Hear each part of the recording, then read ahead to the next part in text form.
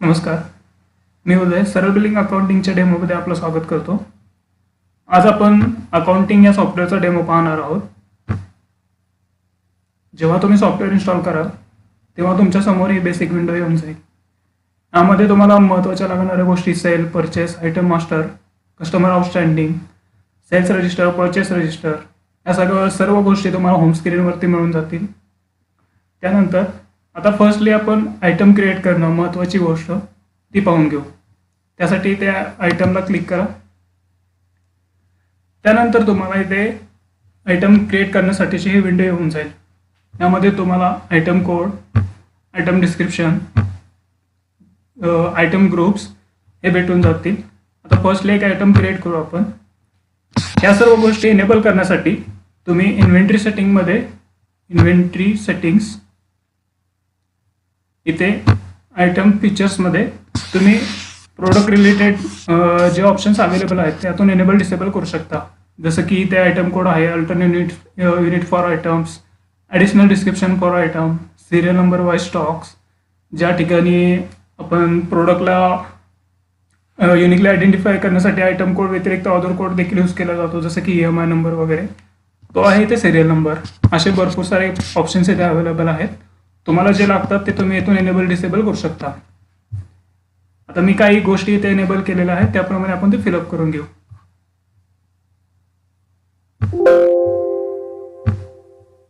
आता फर्स्टली इथे मी item code टाकतोय.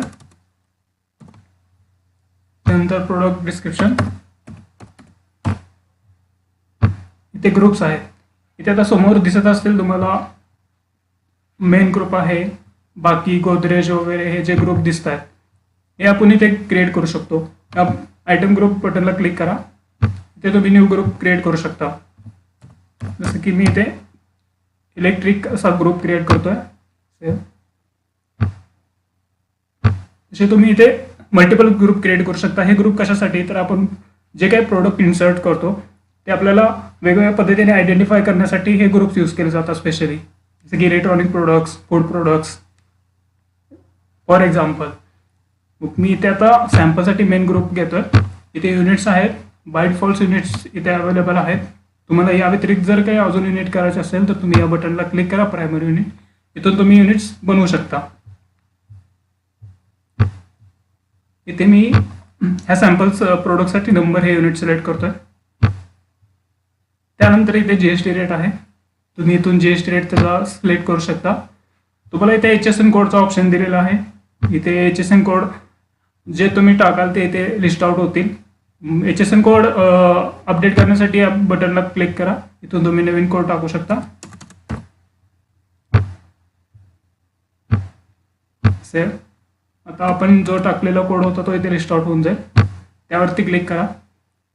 आता हे बेसिक आयटम इन्फॉर्मेशन झाली. त्यानंतर इथे दिसत असेल बॅच मल्टी क्लासिफिकेशन. हे फीचर आपण नेक्स्ट डेमोमध्ये पाहू. आता जस्ट रेट डिटेल्स फिलअप करू. त्यासाठी इथे MRP प्रोडक्टला असेल ते फिलअप करू शकता. मी इथे 500 टाकतो. Purchase rate. आता इथे तुम्हाला दोन ऑप्शन दिसतील, basic rate, net rate. Basic rate without GST, net rate including GST. तुम्ही दोन्ही ऑप्शन चूज करू शकता. मी परचेस रेट 350 घेतोय. सेम इथे तुम्ही नेट परचेस रेट टाकू शकता, प्रॉफिट मार्जिन टाकू शकता. त्या परचेस रेटवरती तुमच्या एक पर्सेंटेज अमाऊंट प्रॉफिट मार्जिन असेल तर ते ऑटोमॅटिकली कॅल्क्युलेट होऊन सेल रेट डिफाईन होईल. अदरवाईज तुम्ही डायरेक्टली नेट रेट फिलअप करू शकता. इथे 500 घेतोय. इथे तुम्हाला नेक्स्ट ऑप्शन दिसतील, dealer sales margin, sales discount. हे तो डिपेंड ऑन आहे, ते कंपल्सरी नाही आहे. तुम्ही हवं असेल तर यूज करू शकता. मी तो ओके करतो. सेव्ह करा. आता हा आपला आयटम क्रिएट झालेला आहे. तुम्ही इथून त्याला फाइंड देखील करू शकता. 105 सॅम्पल आयटम. आता इथे तुम्हाला प्रोडक्ट रिलेटेड बाकी गोष्टी देखील फिलअप करता येतात. Minimum order, maximum order, reorder level. जसं की तुम्हाला स्टॉक मेंटेन करायचा असेल की त्या पर्टिक्युलर आयटम क्वांटिटीच्या खाली जर तुमचा स्टॉक जात असेल तर तुम्हाला ऑटोमॅटिकली नोटिफिकेशन येईल, ते तुम्ही इथे मेंटेन करू शकता. त्या प्रोडक्टचे काही वेट डायमेन्शन असेल ते देखील इथे तुम्ही सेट करून ठेवू शकता. त्या प्रोडक्टला इमेज असाइन करू शकता. प्लस इथे बारकोड असाइन करू शकता.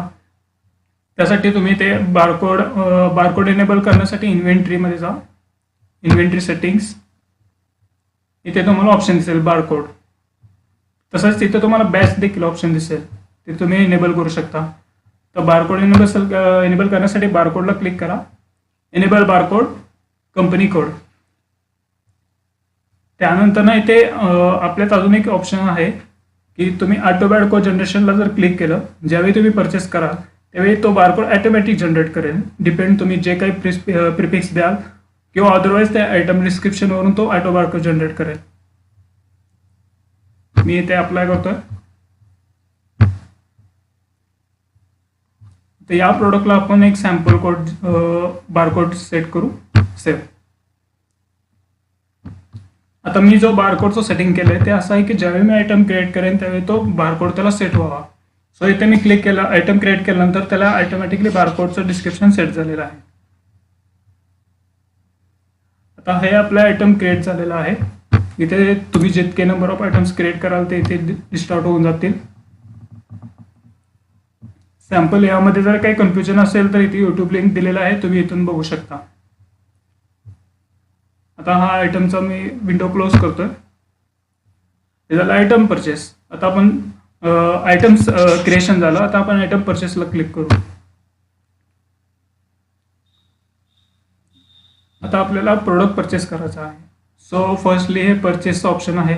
इथे तुम्हाला बिल नंबर दिसत असेल, डेट आहे, इथे ऑप्शन येतो कॅश और क्रेडिट, प्लस इथे बटन. आता इथे सप्लायर्स आहे. सप्लायर सिलेक्ट करण्यासाठी इथे ऑप्शनला क्लिक करा. इथे सप्लायर लिस्ट आउट होऊन जातील. जर इथे सप्लायर नसेल, तुम्हाला न्यू क्रिएट करायचं असेल तर या सप्लायर बटनवरती क्लिक करा. सप्लायर मास्टरची विंडो ओपन होईल. इथे तुम्ही सप्लायर नेम टाकू शकता.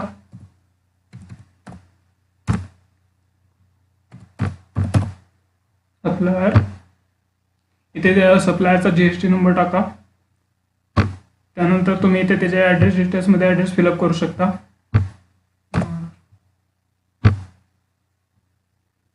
त्यानंतर इथे कॉन्टॅक्ट्स, रजिस्ट्रेशन, या रजिस्ट्रेशन विंडोमध्ये तुम्ही इथं सप्लायरचा जीएसटी व्हेरीफाय करू शकता. इथे तुम्ही जीएसटी नंबर टाका, नेट कनेक्ट करा, व्हेरीफाय बटनला क्लिक करा, तेव्हा तुम्हाला त्या सप्लायरचे डिटेल्स फेच होऊन ऑटोमॅटिकली मिळून जातील.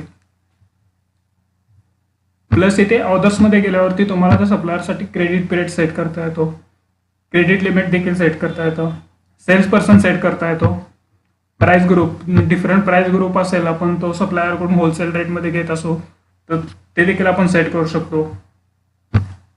टर्म्स कंडिशन आहेत. आता मी हे सप्लायरचं डिटेल्स सेव्ह करतो. आपण जो क्रिएट केलेला सप्लायर तो इथे ऑटोमॅटिक येऊन गेला. रेफरन्स नंबर, जो सप्लायरचा इनवॉइस नंबर असतो तो इथे टाकू. त्यानंतर आपण जो प्रोडक्ट तयार केलेला सॅम्पल 500, इथे आपण डिफाईन केलेला MRP तो इथे प्रोडक्ट आलेला आहे, त्याला क्लिक करा. मी जे आता 10 क्वांटिटीज परचेस करतोय अकॉर्डिंग टू बेसिक रेट 350, त्याचं कॅल्क्युलेशन झालेलं आहे 10 क्वांटिटीचं 3500. आता इथे SGST CGST ऑटोमॅटिक लागलेला आहे कारण आपला सप्लायरचा स्टेट जो होता तो महाराष्ट्र सिलेक्ट केलेला. जर तो स्टेट बाहेरचा असेल तर तिथे ऑटोमॅटिकली IGST लागून येईल. तुम्हाला इथे डिफरन्शिएट बघायचं असेल तर या बटनवरती क्लिक करून तुम्ही बघू शकता. मी आता हे इथे सेव्ह करतो.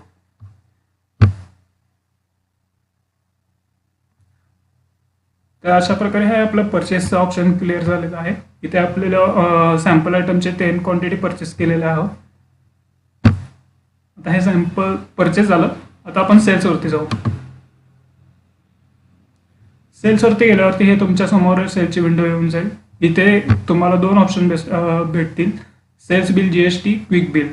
क्विक बिलला क्लिक केल्यावरती असं असतं की जे काउंटर सेल असतो, जिथे आपण कस्टमरचं नाव वगैरे काय घेत नाही, डायरेक्टली प्रोडक्ट सेल आउट करतो, त्या ठिकाणी क्विक बिल यूज करू शकता.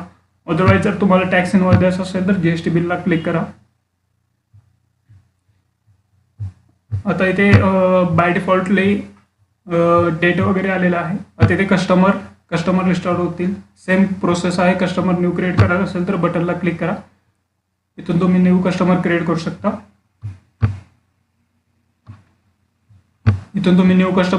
शकता.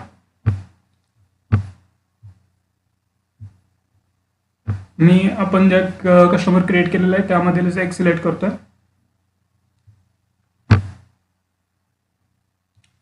त्यानंतर आपण जो प्रोडक्ट तयार केलेला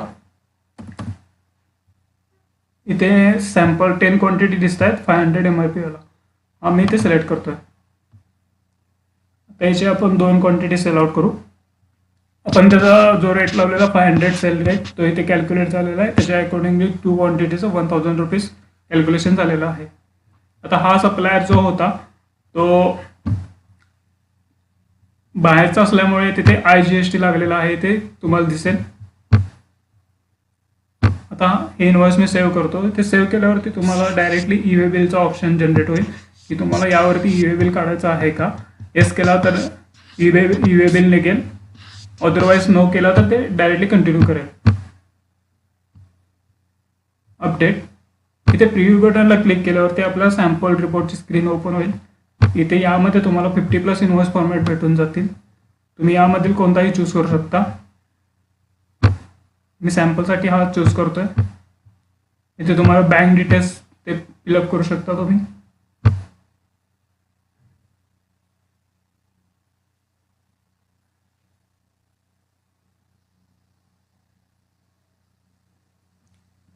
हे तुमच्या समोर एक सॅम्पल इनवॉइस कॉपी ओपन झालेला आहे. हे बिल लेवल घेतलेला आहे. सो तुम्हाला टॅक्स डायरेक्टली जो आहे तो लास्टला कॅल्क्युलेट झालेला दिसेल. ते बँक डिटेल सॅम्पल जे टाकलेलं ते आलेलं आहे.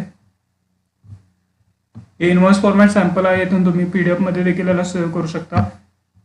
तसेच तुम्हाला इतर कोणते इनवॉइस डिझाईन करायचे असतील, तुमच्या डिझायनिंग प्रमाणे डिझाईन करून हवं असेल ते देखील आम्ही करून देऊ. आता हे सिंपल सेल्स बिल होतं. तुम्हाला जर कोटेशन अगेन्स्ट सेल्स बिल घ्यायचं असेल किंवा DC आउट अगेन्स्ट घ्यायचं असेल, जसं की इथे इन्व्हेंटरीमध्ये ऑप्शन आहेत, purchase order, DC inward purchase, quotations, sales order, DC outward. त्याच्या अगेन्स्ट सेल्स इनवॉइस कॅच करायचं असेल तर इथे ऑप्शन आहे फ्रॉम. या बटनवरती क्लिक केल्यावर तुम्हाला ते quotations against sales order against perform against तुम्ही ते इनवॉइस पिक करू शकता. मल्टिपल कोटेशन्स अगेन्स्ट एकच सेल्स इनवॉइस बनवायचं असेल ते देखील तुम्ही इथून करू शकता. या बटनवरती क्लिक करून तुम्ही जे नंबर ऑफ कोटेशन्स कराल ते इथे लिस्ट आउट होतील. नंतर तुम्ही त्याला पिक करू शकता. आता हे झालं सेल्स.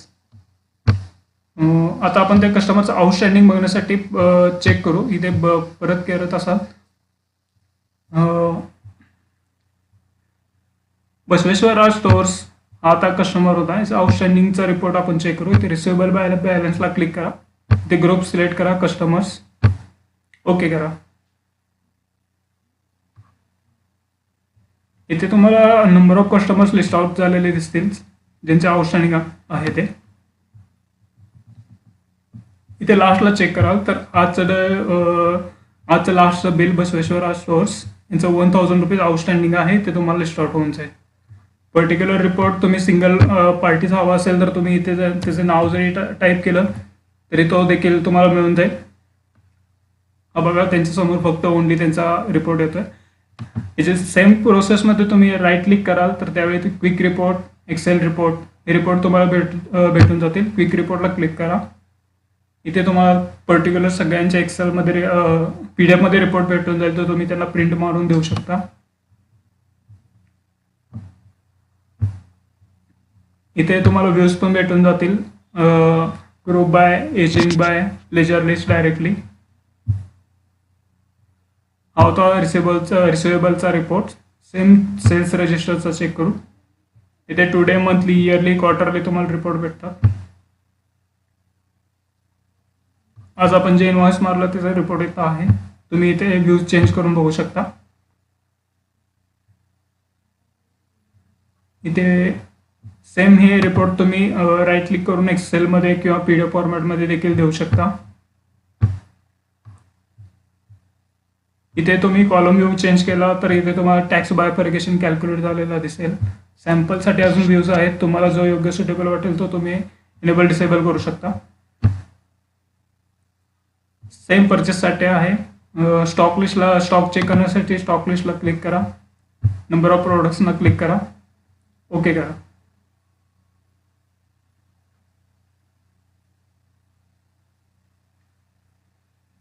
इथे तुम्हाला पर्टिक्युलर प्रोडक्टचा स्टॉक भेटून जाईल. इथे opening balance, outward closing balance. Same right click करा, क्विक रिपोर्ट करा. इथे तुम्हाला सॅम्पल PDF फॉर्मॅट रिपोर्ट भेटून जाईल. यामध्ये तुम्हाला opening balance, inward, outward, closing balance हा देखील कळून जाईल. ज्याचं स्टॉक नसताना आपण सेल आउट केलं त्याचा मायनसमध्ये इथे दाखवेल, त्याच्या व्हॅल्यूज दाखवेल, जो किती रेट आपण डिफाईन केलेला आहे तो.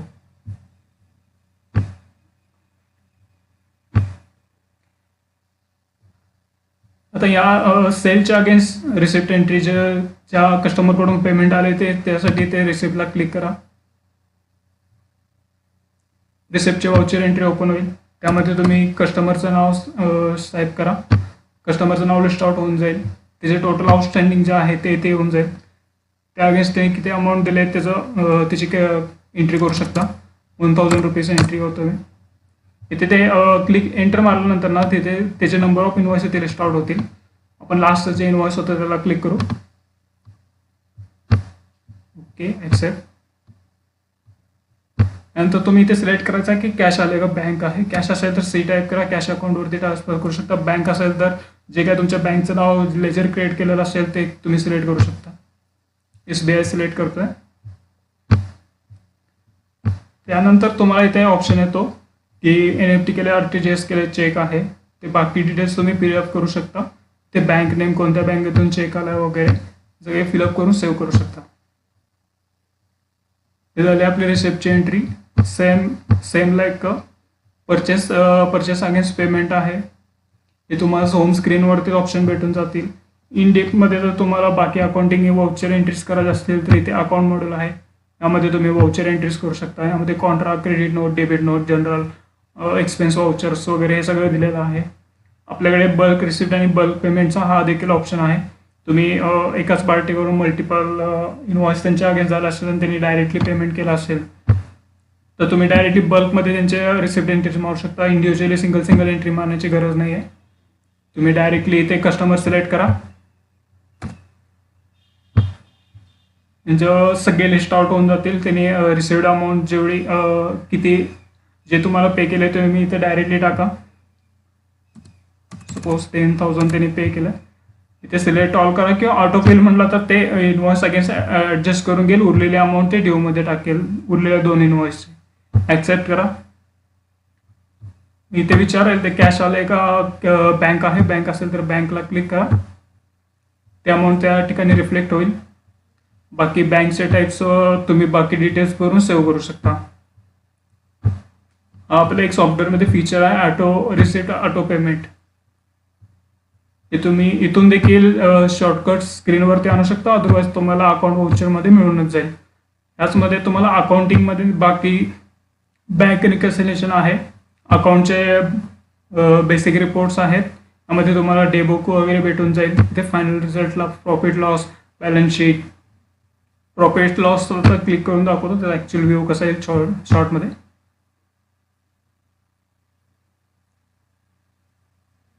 इथे एक सॅम्पल रिपोर्ट आलेला आहे, ते तुम्ही चेक करू शकता. इथे ऑप्शन्स आहेत डिटेल्स स्टँडर्ड. तुम्ही यावरती क्लिक करून बाकी डिटेल्स देखील चेकआउट करू शकता.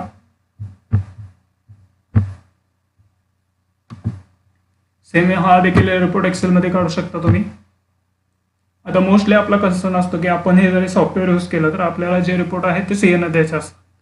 सो तुम्ही डायरेक्टली इथून रिपोर्ट देऊ शकता. अदरवाईज CA पर्सन असं असतात की जे टॅली यूज करतात, मग त्यांना आपल्याला त्यांच्या टॅलीमध्ये इम्पोर्ट होईल असा डेटा द्यायचा असतो. सो आमच्या सॉफ्टवेअरमध्ये एक फीचर असं आहे की डायरेक्टली तुम्ही हा डेटा टॅलीमध्ये इम्पोर्ट करू शकता.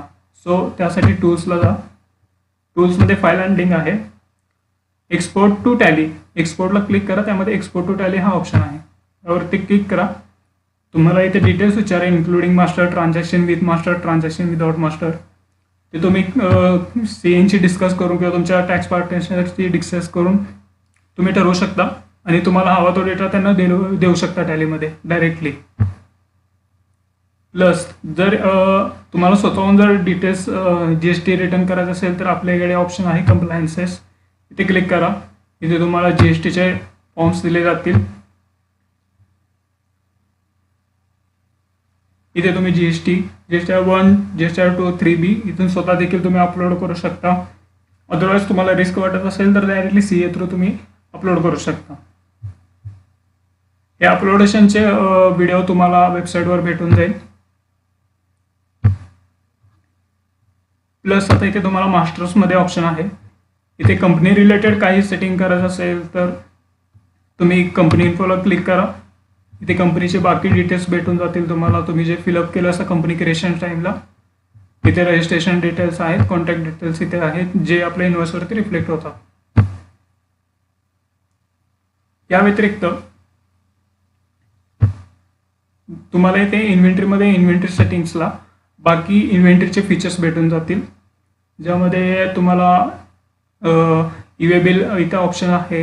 टिंबर इन्व्हेंटरी, एनेबल लोकेशन, जर तुमचे मल्टिपल गोडाऊन्स असतील तर तुम्ही एनेबल लोकेशन्स यूज करू शकता. बिल ऑफ मटेरियल प्रोडक्शनसाठी लागतं. प्राइस ग्रुप, जिथे तुम्ही होलसेल, रिटेल, रेग्युलर कस्टमर असं तुम्ही ग्रुप्स क्रिएट करू शकता. स्कीम्स, तुम्हाला काही फेस्टिवल स्कीम्स, ऑफर स्कीम्स वगैरे द्यायचं असेल तर ते देखील तुम्ही देऊ शकता. ज्या ठिकाणी काउंटर बिल यूज होतं त्या ठिकाणी काउंटर बिल्स देऊ शकता. क्रेडिट पॉईंट्स देऊ शकता तुम्ही. प्लस इथे आयटमसाठी लागणारे ऑप्शन्स आहेत. आयटम कोड, ॲक्शन डिस्क्रिप्शन, हे तुम्ही जे ऑप्शन्स तुम्हाला लागतील ते एनेबल डिसेबल करू शकता.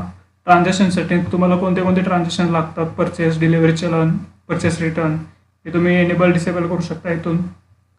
प्लस बॅच आहे. बॅचसाठी तुम्हाला ॲटो बॅच पण क्रिएट करता येते किंवा मॅन्युअल देखील तुम्ही बॅच क्रिएट करू शकता. मल्टी क्लासिफिकेशन, ज्या ठिकाणी एकच प्रॉडक्ट असतो आणि त्याचे डिफरंट क्लासमध्ये त्याचं व्हेरिफिकेशन केलं जातं, त्या ठिकाणी तुम्ही मल्टी क्लासिफिकेशन यूज करू शकता. एक्झाम्पल सँडल घेऊ शकता तुम्ही. सँडल एकच असतं म्हणजे साईज, ब्रँड वगैरे, किंवा गार्मेंट सेक्शनमध्ये टी शर्ट घेऊ शकता जो तुम्हाला वेगवेगळ्या साईजमध्ये अवेलेबल होतो. सो तिथे आपल्याला मल्टी क्लासिफिकेशन फीचरचा यूज करता येतो. प्लस इथे अलर्ट्स आहेत. तुम्हाला negative, minimum order, reorder, maximum level, हे तुम्ही ऑर्डर सेट करू शकता. निगेटिव्ह स्टॉकला तुम्हाला अलाउ करायचं का नाही हे तुम्ही इथे सेट करू शकता. प्लस इथे बारकोड आहे. बारकोडला एनेबल करा. ॲटो बारकोड जनरेट देखील होतो, मॅन्युअली देखील आपण जनरेट करू शकतो. हे होते इन्व्हेंटरीचे फीचर्स. हे आपण फीचर एनेबल केल्यानंतर ना हे सगळं विंडो तुमच्या इथे येऊन जाते. डेस्कटॉपवरती रिपोर्ट आहेतच. इन डिटेल रिपोर्ट पाहण्यासाठी तुम्ही इन्व्हेंटरीमध्ये व्ह्यूजला जाऊन इथे रिपोर्ट चेक करू शकता. इथे ट्रान्झॅक्शन रिपोर्ट आहेत, स्टॉकचे रिपोर्ट्स आहेत, कोटेशन्स, बाकी ॲनालिटिक्समध्ये तुम्हाला सेल परचेसचा रिपोर्ट मिळतो. तिथे तुम्हाला प्रॉफिट मार्जिन ऑन सेल हा देखील रिपोर्ट करता येतो. त्यासाठी सेल परचेस समरीला क्लिक करा. Yearly, okay. इथे profit margin on sale option आहे. इथे तुम्ही जेवढे काही इन्व्हॉइस बनवलेले आहात त्या अगेन्स्ट किती प्रॉफिट झालेला आहे हे देखील तुम्हाला इथे कॅल्क्युलेट होतं. प्लस तुमच्या काहीतरी डिस्ट्रीब्युटरशिप असेल, तुम्ही रूट वाईज सेल्स करत असाल तर त्यासाठी रूट वाईज डिटेल हा देखील इथे ऑप्शन आहे. तुम्हाला रूट वाईज इन्व्हॉइस देखील देता येतात. कस्टमर डायरेक्टली क्रिएट करण्यासाठी डेस्कटॉपवरतीच ऑप्शन आहे. इथून तुम्ही डायरेक्टली कस्टमर देखील क्रिएट करू शकता. हे सगळे ऑप्शन्स तुम्हाला इथे देखील भेटून जातात. तुम्ही इथून देखील त्यांना एनेबल डिसेबल करू शकता. याच्या व्यतिरिक्त ह्या अकाउंटिंग मॉडेलमध्ये तुम्हाला सर्व्हिस इन्व्हॉइसिंग हे एक फीचर भेटतं, ज्या ठिकाणी तुम्ही गुड्स ॲक्च्युली काही सेल्स नाही करत पण सर्व्हिस तुमचे मोस्टली तुमचा बिझनेस सर्व्हिस ओरिएंटेड आहे, त्या ठिकाणी तुम्ही सर्व्हिस इन्व्हॉइसिंग हे मॉडेल बेसिकली यूज करू शकता. प्लस तुमचे काही डॉक्युमेंट तुम्हाला अटॅच करून ठेवायचे असतील सॉफ्टवेअरमध्ये तर त्यासाठी देखील डॉक्युमेंट मॅनेजमेंट हे फीचर आहे, हे देखील तुम्ही यूज करू शकता. याचबरोबर अकाउंटिंग सॉफ्टवेअरमध्ये वॉरंटी आणि EMC हा देखील एक मॉड्यूल येतो, ज्यामध्ये तुम्हाला प्रोडक्ट अगेन्स्ट वॉरंटी मेंटेन करायचं असेल हे देखील तुम्ही मेंटेन करू शकता. आता हा होता बेसिक सरळ अकाउंटिंग सॉफ्टवेअरचा ओव्हरव्ह्यू. याच्यामध्ये जर तुम्हाला काही डाऊट्स असतील तर तुम्ही कधी आमच्या ब्रँचला कॉन्टॅक्ट करा. तुम्ही वेबसाईटवर जा www.saralaccount.com. तिथे तुम्हाला आमच्या पुणे ब्रँचचा ॲड्रेस मिळेल. कॉन्टॅक्ट नंबर देखील भेटेल. आपल्या ओव्हरऑल इंडिया सगळीकडे ब्रँचेस आहेत, तुम्ही कुठेही कॉन्टॅक्ट करू शकता. कोणताही डेमो असेल, तुमचा बिझनेस रिलेटेड काही इश्यू असतील, सॉफ्टवेअरचा डेमो पाहायचा असेल कधीही कॉन्टॅक्ट करा, आम्ही अवेलेबल आहोत. डेमो पाहिल्याबद्दल धन्यवाद.